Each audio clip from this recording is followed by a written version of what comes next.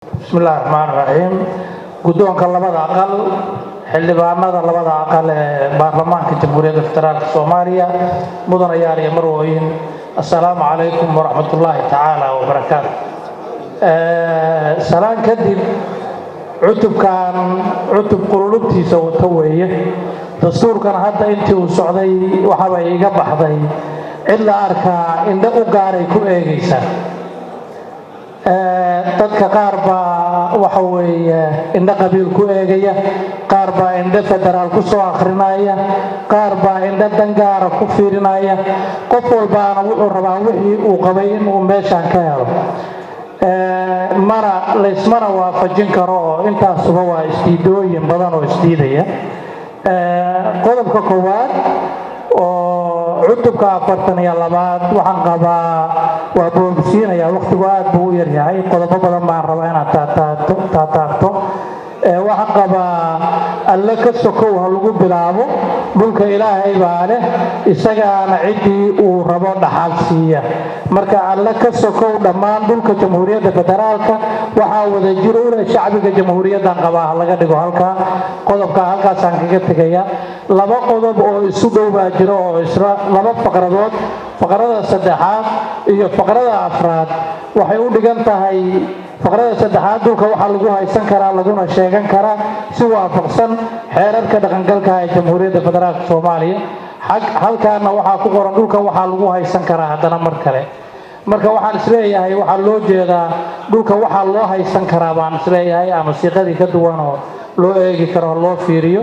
qodobkan faqradiisa shanaad dhowraarinta af Soomaali waxaa moodaa la sii kharibaya inuu dastuurka ku qoran yahay oo waxa weeye waagii hore qodobada si ula kacaan isugu qabsan jirnay hadda mid keeni kartaba in wax fasira la waayo dhowraarin kelmadaan af Soomaali ku maqlay maaha dad badan oo ila midana baarlamaanka ay fadhiyaan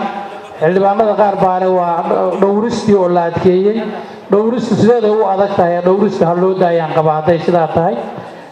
qodobkan shanaad faqradiisa waxaa ku qoran in hal degdeg ah oo maangal ah laga gaaro hadiiba khilaafaadka ku saabsan dhulka iyo mulkiyadda jumla mufiida maaha faqradaas hadiiba khilaafaadka ku saabsan dhulka iyo mulkiyadda maxaa macnaha laga gaaraya hal gaara hadiiba ay dhacdo in khilaaf ka yimaado miyaa laga wadaa iyadana waxaan qabaa af Soomaaliga lagu noqdo af Soomaali af guri ah baa ku qoran oo ninba hadda igu lahaa koonfur hadiiba haddaa maqasho ay dhacdo baa qarsoon hadiiba ay dhacdo in khilaafaad yimaado wax qarsoon dastuurka yaana loo ku qorin waxaan fahmi karnaa loo ku qoro hadiiba kelmadaas waxaan rabnaa inay meel ku dhamaato faqrada lixaad oo isla qodobka koowaad dowlad goboleedyadu waxay dejinayaan siyaasad dhuleed oo heerkooda ah oo aan ka hor imaanayn siyaasadda qaran ee dhulka iyo xeerarka xukuumadda federaalka Soomaaliya waa meelaha aan leeyahay in federaal dastuurka lagu eego dowlad goboleedyadu siyaasadda dhulka way ku kala duwanaan karaan meelaha ay ku kala duwanaan karaan way dowladaha federaalka inta badan siyaasadda dhulka way ku kala duwan yihiin dal kasta oo federaal ah la soo akhriyo waliba dalalka intooda badan aad wax ka soo qorqorateen ma aha dalal aan laynoo barbar dhigi karo oo waa dalal ay ku nool yihiin qowmiyado kala duwan oo dhulka kala xirta oo dhulka kala leh oo waxa weeye qowmiyadina aan ogoleen qowmiyada kale inay dhulkeedii u gudubto marka siyaasadda dhulka waa lagu kala duwanaan karaa qodobka aanu ma qabo inuu meesha ku jiro in la waafaqsan xukuumadda federaalka in laga saaro way siyaasadda xukuumadda federaalka way khilaafi karaan oo siyaasad gaar ah maamul goboleedku samaysan karaa qodobkan faqradiisa 7 baaxadda dhulka muddada isticmaalka iyo shuruudaha lagu bixinayo fasaxa isticmaalka dhulka waxaa lagu soo saarayaa xeer waa garan hase yeeshee ma jiri karto qayb ka mid ah dhulka badda ama hawada dalka jamhuuriyadda federaalka Soomaaliya oo loo bixin karo fasax isticmaal joogto ah muwaadiniintu waa qaadan karaan muwaadiniintu dhulka mulkiyad bay ku qaadan karaan way mulkin karaan way kala dhaxlayaan waana wax la yaqaan oo shuruuc sharcigeena diinteena islaamkuna ay qabto waa la oran karaa haddii dan guud loogu baahdo waa loo magdhabayaa oo wixii ka galay dhulkana meel kale laga siinayaa laakiin isticmaal joogto ah cidna lama siin karo haddii shisheeyaha loola jeedana ha la caddeeyo haddii ay muwaadiniinta qodobkaanu khuseeyana isticmaal joogto ah ha laga saaro meesha isticmaal joogto ah dhulka waa loo qaadan karaa qodobkan faqradiisa 8aad kelmadda caariya ayaa soo noqnoqotay dowladda federaalka oo keliya ayaa u fasaxi karta qof ama hay-ad shisheeye isticmaal caariya caariyadaas annaga fahamkeedu waa naga lumay nin walbaa meeshuu rabuu la aaday aniga intaan aqaano xaafadaha marka la joogo oo milixda la kala qaadanaya qardaa la yidhaahdaa milixinoo ka soo qarday reer xaafadda deriskaa baa la dhahaa marka annagu xujiyaysataan nahay dhir waxaa noo baxdaa waxa weeye khayraadahoo beeyo iyo maydila oo markaa qof uu tabcan waayo dhirtaas qof kaluu wuxuu u siiyaa inuu sarcado dhirtaydii hebel baa sarcanayaa la yidhaahdaa xoolalaydu waxay dhahaan maal xoolihii hebel maal baa hebel loo siiyey xoolahaasaa la dhahaa laakiin caariya kelmad bankawunuga weeye kelmad afka soomaaliga ku cusub weeye kelmad macno badan samaynaysana maaha wixii la waafajin karo dowfuul miyuu ahaa daayo qoladii beeralayda ahaydna waxay dhaheen wixii la waafajin karo oo suurtagal oo laysla garan karo ha lagu qoro iyada halkaasna taasaan ku dhaafaya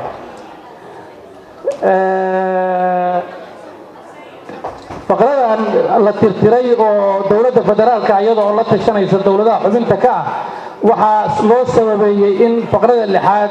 oo aan lahaa ha la saaro in ay isku maxaa la yidhaahdaa nuxur yihiin isku nuxurna maaha taana maamul goboleedka gaar loo siiyey tanna waxaa la leeyahay waxaa samaynaya waa iyadoo la tashanaysaa siyaasad wadajira la samaynaya marka faqradan haddiiba aan laga maarmi karin oo tan kale intii ay jiri lahayd tanaa ka habboon baan aaminsana qodobka 43aad guddiga qaranka ka hadlaya warnimayo dastuurka yaynan u ekaysiin xeer dowlad hoose dastuurkii ummadda soomaaliyeed lagu dhigi lahaa wey dastuurka ma qabato in shaqadii dowladda hoose guddi ha loo saaro lagu qoro guddigaani wax macno ah oo halkaan ugu jiraana ma jirto aniga guddigaas si guud waxaan qabaa dowladnimada soomaaliya u kala dhantaalaya waxa uu shaki gelinayaa in ujeeddo gaara laga leeyahay oo in dhul lagu boobo la rabo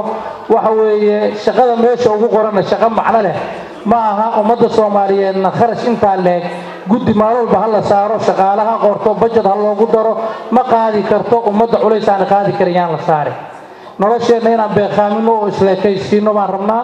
cid kasta oo dastuur qoratay haddii dastuurkeedii intaad soo akridaan aad ku soo daraysaan keenna dastuur 700 oo beeji ay noo qori doontaan sida muuqata in mana qaadi karno yaan layna wareerin meeshii ay inoo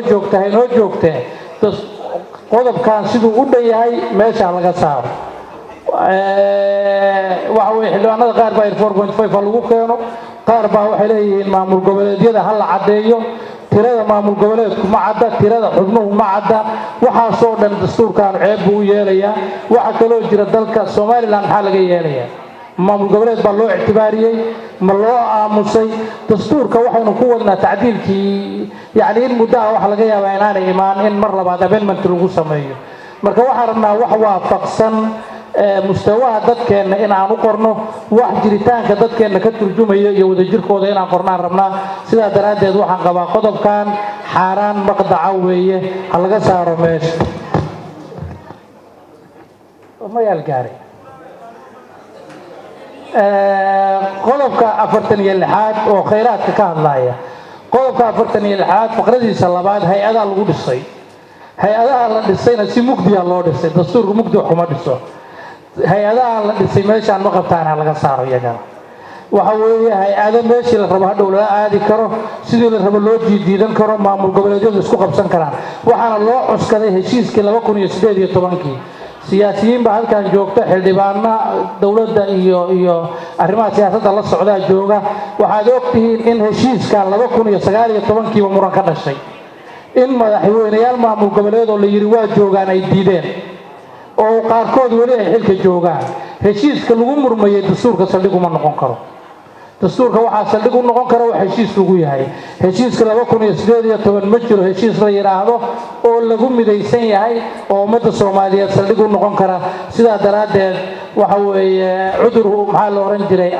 dembuhu aqbax min cudrihi weeye waxa meesha lagu sababaystay baaba ka foolxun waxa meesha ku qoran iyadana waxaan qabaa hay-adahan siday u dhan yihiin ha laga saaro faqradiisa saddexaad wax yar raalliga waa waqtigu saas uu yaryahay balaa qab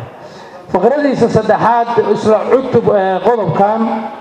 guddi baa ku qoran guddiga xildhibaanadan kala mid ahay guddigaasi shaqadii wasaaradda maaliyadda iyo finance systemkiiba wax yeelaya iyadana dib ha loogu noqdo qodobka 47 faqradiisa saddexaad waxay leedahay dowladda federaalka iyo dowlad goboleedyadu waa in ay ilaalinayaan nidaamka ka faa'iideysiga dhulku wax u dhimayn af Soomaali maaha nidaamka ka faa'iideysiga dhulku wax u dhimayn marka af Soomaaligaas dib ha loogu noqdo isla faqrada B waxay leedahay waa in ay u hawlgalaan sidii dadka loo gaarsiin lahaa in uu noqdo deegaan dhulkiisu doogaysan yahay oo dhultuna ku hagoogan tahay waxa moodaa meelihii noofalka aan ku sheegi jiray weeye deegaan waxa weeye dhulkiisu u doogaysan yahay dhultuna ku hagoogan tahay laba eray oo labaduba aanay macno buuran samaynayn weeye iyadana dib ha loogu noqdaan leeyahay qodobkan faqradiisa afraad